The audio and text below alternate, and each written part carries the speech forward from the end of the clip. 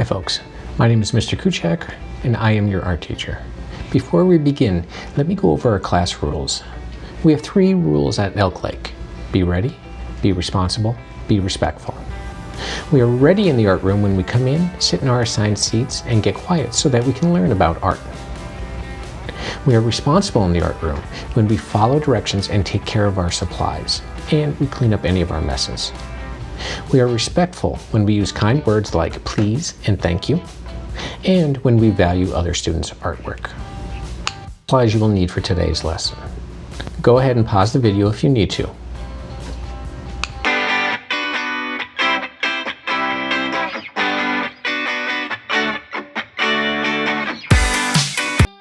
Hi folks, today we are going to start with some pop art, and we're going to look at like Roy Lichtenstein's work.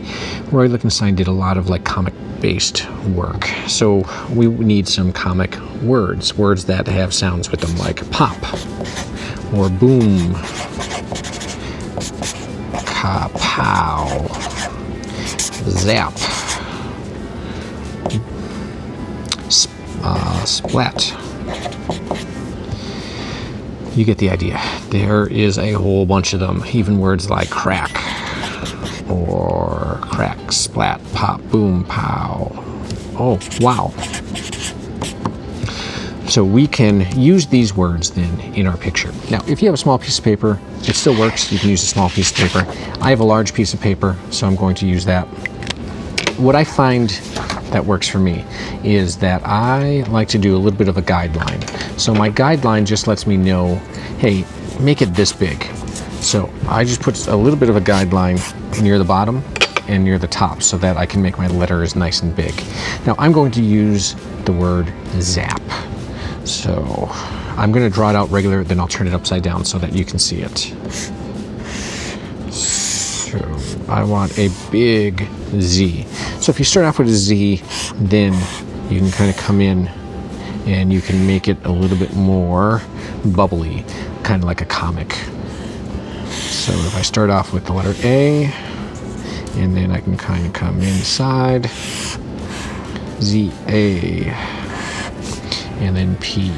P, I'm going to come down, hit the A, I'm going to swing it out, I'll have it come down, and then I can go inside.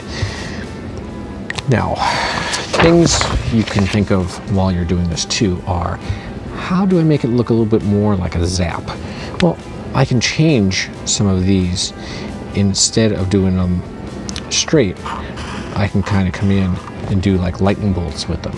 So if I really wanted to kind of zap, and I'm using my pencil where I know I'm using a Sharpie and it's going to be in there, but I can come through and zap out my words by just using some lightning bolts around there. So the first thing is bubbleize and make your word large, as big as you can. Then, like in a comic book, we need a word balloon that goes around it. And just like comics, we always write our words first, and then we go in with our word balloon. So my word balloon, because of the zap and being it pointed, I'm going to kind of use a frown. A nice big frown. I'm just going to go around it. I'm not going to try to bring it up. I'm just going to go right off my paper with it. Same thing.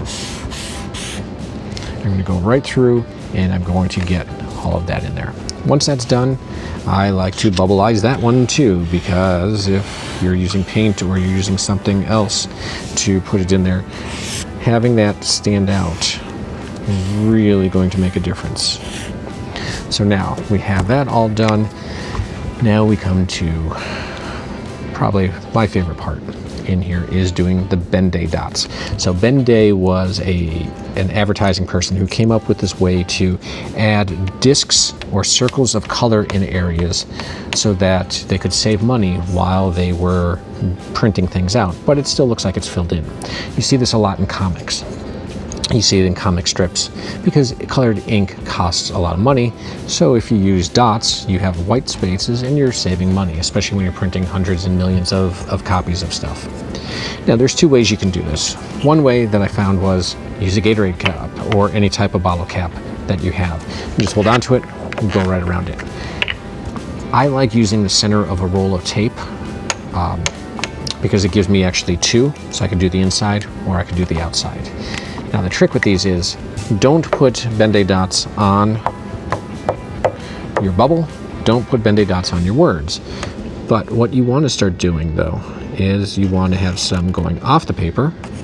Maybe you have some kind of coming onto the paper, so they're a little bit closer. So you can do the inside, you can do the outside, you can have letters going underneath the words, you can have letters kind of coming out from behind the words, and all you're going to do is the big areas that are in here, and you can fill them in. If you have bottle caps of different sizes, you can go through and you can make them all different sizes. So I'm just kind of coming through and I'm looking for big areas. If I have a big spot, I'm going to put some dots.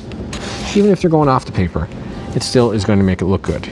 I have a spot behind the P in the word zap. So I'm going to do a circle there, I'm going to do a circle there. I'm going to do some circles here, maybe going off the paper.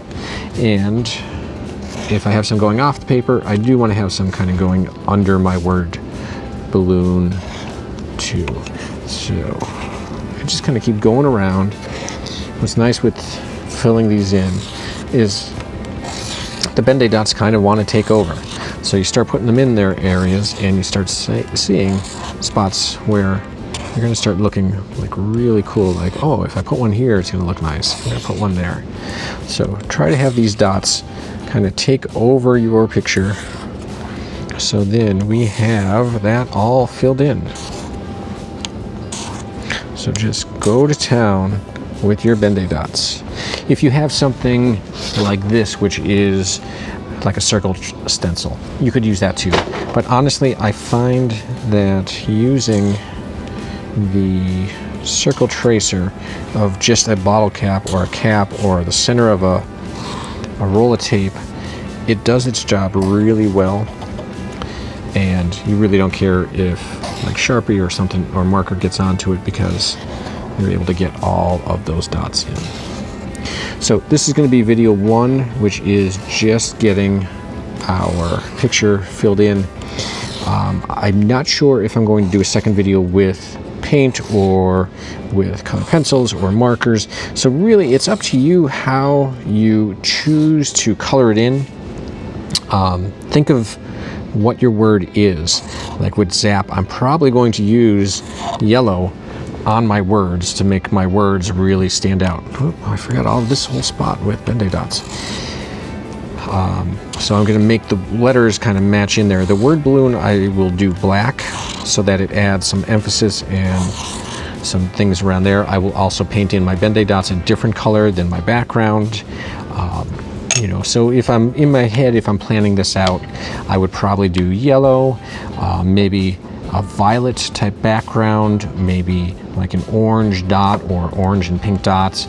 I would have black for my outline there, maybe do a different color for the far background and a different color Ben-Day dots there. You can really go to town with all the different choices that you have. So I can't wait to see what you make. Go ahead, use your Ben-Day dots, get those in there. You now know what those little circles are in comics and why we use them, because they fill in an area pretty quickly, as you can see. And once you get into the painting or coloring, it's going to look great. Now, little trick, do your background first. So do your backgrounds first, then do your Ben-Day dots, then do your letters, and then do any outlining. This way you can clean up the entire picture and you can have everything exactly the way you want it. So I can't wait to see what you make. Great job. Have a great weekend.